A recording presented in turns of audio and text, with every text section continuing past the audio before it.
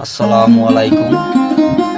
আজকে আমি আসলাম আমার নিজস্ব অল্প কিছু জমিতে আমি কিছু বীজ বপন করেছি, সেখানে আপনাদেরকে নিয়ে আসলাম।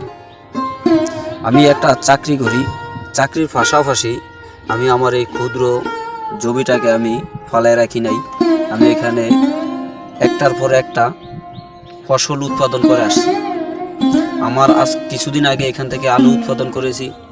এখন সেই আলু উৎপাদনের পরে এখন আমি আমার জমিতে আমি নিজেই বাদাম রোপণ করেছি। যদি প্রত্যেকটা মানুষ যদি এইভাবে মোটামুটি নিজস্ব ছোটোখাটো জমি ফালায় না রেখা যদি এরকম চাষ করে, তাহলে হয়তো প্রত্যেকটা মানুষের জন্যই সফলতা আনত। হয়তো কেউ পরনির্ভরশীল হতে হইতো না।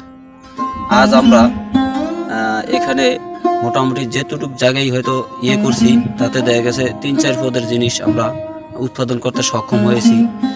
দেখতেও ভালো লাগে এবং নিজের হাতে তৈরি ফসল খেতেও মজা, সর্বলাইনই খুব ভালো লাগে।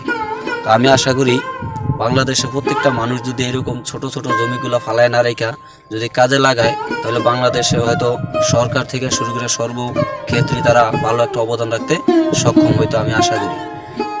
তো সম্মানিত ভিউয়ার্স, কেমন লাগলো দর্শক কমেন্টে জানাবেন।